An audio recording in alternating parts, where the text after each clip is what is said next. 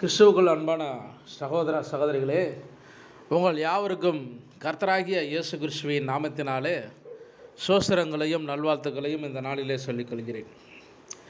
இந்த நாட்களிலே நாம் 1 நாளாகமம் புத்தகத்தை குறித்து ஆராய்ச்சிக்கு எடுத்திருக்கிறோம். அல்லேலூயா.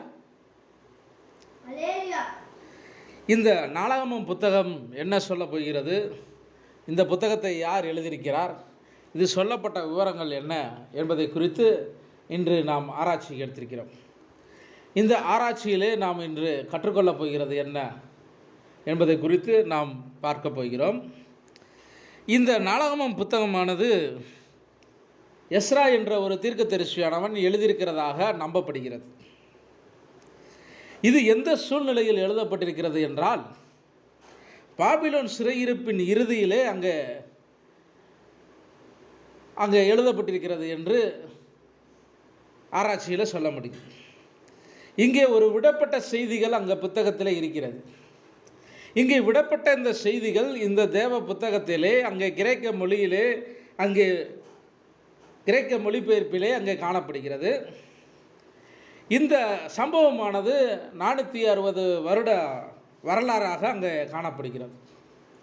இந்த புத்தகத்தை எந்த புத்தகத்தோடு ஒப்பிட்டு பார்க்க வேண்டும் என்றால், 1 சாமுவேல் 31ஆம் அதிகாரத்தையும் இந்த 1 நாளாகமம் புத்தகத்திலே 10ஆம் அதிகாரத்தை 1வது வசனத்திலிருந்து 14ஆம் வசனம் வரை நாம் அங்கே ஒற்றுமைப்படுத்தி அங்கே பார்க்கலாம். அதே போல் இந்த 2 சாமுவேல் புத்தகத்திலே 6வது வசனத்திலிருந்து 1 நாளாகமம் 13ஆம் அதிகாரத்திலே 14வது வசனத்திலே நாம் அங்கே பார்க்கலாம். இங்கே நாளாகமம் புத்தகம் என்பது ஒரு புத்தகமாகட்டம் அங்கே கிடையாது.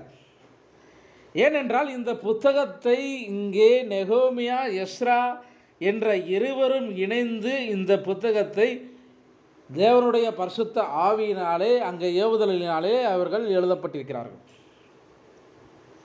இது எபிரேய ஒரு மொழியிலே அங்கே ஒரு நடைமுறையிலே அங்கே இந்த புத்தகமானது அங்கே காணப்படும். இது 4 புத்தகங்களிலே ஒரே மாதிரியான ஒரு சரித்திர நூல்களிலே விடப்பட்ட ஒரு செய்திகள் இதில் காணப்படுகிறது என்று இந்த புத்தகத்திலே நாம் பார்க்கலாம். அதிகாரம் அங்கே 2 உபகாமத்தில் எப்படி புத்தகத்திலே அங்கே கடவுள் முக்கியமானவராக அங்கே சொல்லப்படுகிறதோ, அதே போல இங்கே 2ஆம் முறை கடவுளுடைய முக்கியத்துவத்தை இந்த புத்தகமானது அங்கே விவரிக்கிறது. இந்த புத்தகத்திலே நாம் அங்கே பார்க்கும்போது சவுளுடைய அரசனான சவுல் முதல் கொண்டு சிதேக்கியா அரசாண்ட வரை உள்ள வரலாறை இந்த புத்தகமானது நமக்கு சொல்லித்தருகிறது. இந்த 1 நாளாகமம் புத்தகம் குறிப்பாக தாவீதை பற்றி அதிகமாக பேசுகிறது. இந்த 2 நாளாகமம் புத்தகமானது தாவீதின் வீட்டாரை பற்றி அதிகமாக பேசுது. இந்த நாளாகம புத்தகங்கள் இஸ்ரவேலின் வரலாற்றை அங்கே தள்ளிவிடுகிறது. இந்த யூதாவின் கோத்திரத்தின் வரலாற்றை மற்றும் அதிகமாக அங்கே பேசுகிறது.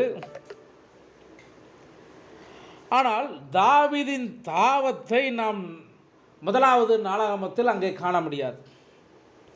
ஏனென்றால் கர்த்தர் அவனுடைய பாவத்தை அங்கே மன்னித்து மறந்து விடுகிறார் என்று பார்க்கிறோம். இங்கே தேவாலயம் எருசலேமும் நாளாகமத்து புத்தகத்தில் ஒரு பிரதானமான இடத்திலே அங்கே காணப்படுகிறது. இந்த ராஜாக்கள் புத்தகத்தினுடைய தொடர்ச்சியாக இந்த முன்னோடியாக இந்த நாளாகமம் புத்தகம் அங்கே காணப்படுகிறது. இந்த இஸ்ரேல் யூதாவின் வரலாறு சிம்மாசனமாக இந்த எருசலேமை மையமாக வைத்து அங்கே இந்த புத்தகமானது அங்கே எழுதப்படுகிறது. இந்த நாளாகம புத்தகமானது ஒரு பலிபீடத்தின் மாதிரியாக அங்கே நாம் சொல்ல முடியும். ஒரு பலிபீடத்தை மையமாக கொண்டு எழுதப்பட்டது என்று சொல்ல முடியும். இங்கே ராஜாக்களுடைய அரண்மனை மையமாக வைத்து அங்கே எழுதப்பட்டிருக்கிறது என்று சொல்ல முடியும். இந்த நாளாகமத்தின் மையமானது தேவ ஆலயமாக அங்கே மையமாக அங்கே காணப்படுகிறது. ஆனால் இங்கே ராஜாக்கள் புத்தகத்தோடு ஒப்பிட்டு பார்க்கும்போது அது பொலிட்டிக்கல் ஹிஸ்ட்ரி, அரசியல் வரலாறு சம்பந்தமான ஆட்சிபாரத்தை பற்றி அங்கே சொல்லுகிறது.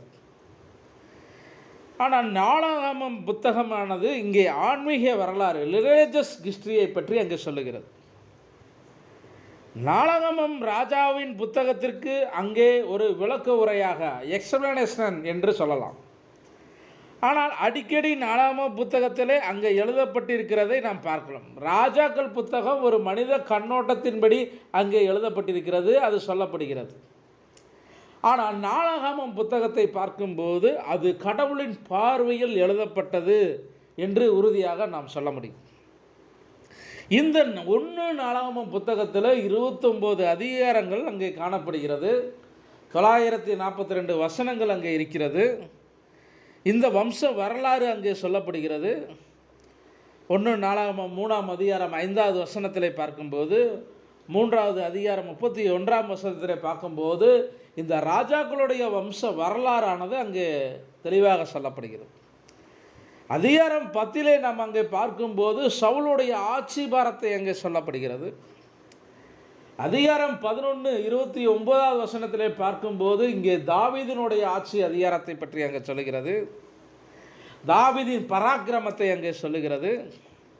தாவீதின் உடன்படிக்கையை 13ஆம் அதிகாரத்திலே அங்கே 16வது அதிகாரத்திலே பார்க்கும்போது அங்கே தாவீதின் உடன்படிக்கை எப்படியெல்லாம் அங்கே கையாளப்பட்டது என்று நாம் அங்கே பார்க்கிறோம்.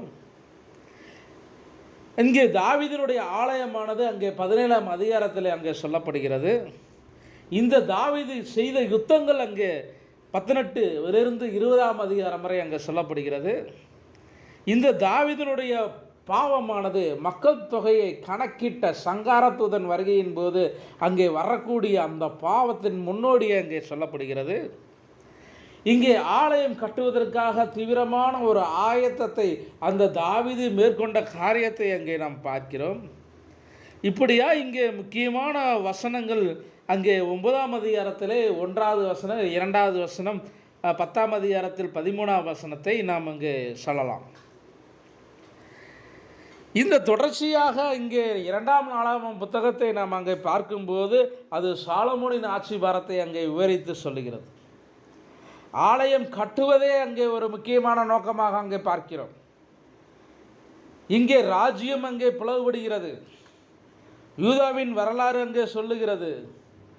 ஒரு யூதா இஸ்ரவேலுக்கு ஒரு மறுமலர்ச்சியோட முக்கியத்துவத்தை அங்கே பேசக்கூடிய புத்தகமாக அங்கே 2 நாளாகமம் புத்தகத்தை நாம் சொல்ல முடியும். அங்கே ஆசாவின் ஆளுகையானது அங்கே வருகிறது. யோசபாத்தின் ஆட்சி அங்கே வருகிறது. யோவாசினுடைய ஆட்சி பாரத்தை அங்கே சொல்லப்படுகிறது. எசேக்கியாவின் ஒரு ஆட்சி அங்கே சொல்லுகிறது. யோசியாவின் ஆட்சியை அங்கே சொல்லுகிறது. இங்கு பண்டிகைகள் அங்கே 1வது பண்டிகை, அங்கே 3வது பண்டிகை, 2வது பண்டிகை, 3வது பண்டிகை, 4ஆம் பண்டிகை, இப்படியெல்லாம் ஒவ்வொரு காரியங்கள் அங்கே ஆண்டவருடைய காரியங்களை அங்கே ஒவ்வொரு காரியத்தையும் நாம் கற்றுக்கொள்ள முடியும்.